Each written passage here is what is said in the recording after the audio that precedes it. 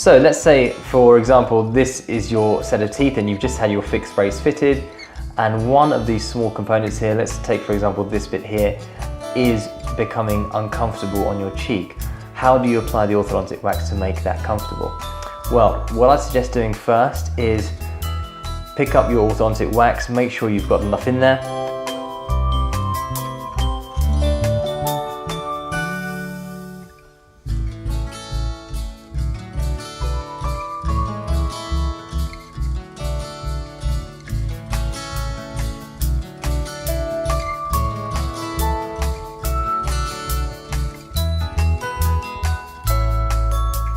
And as you're gently just going over that with your tissue there or with your bit of kitchen towel, that will just take away any large amounts of saliva that are sitting over the brace surface, leaving you with a slightly more dry area.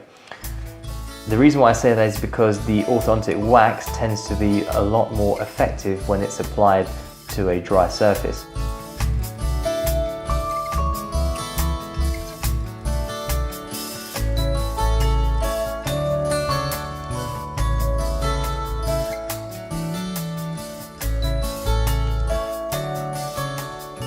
And what initially was something sharp becomes something a lot more comfortable to you.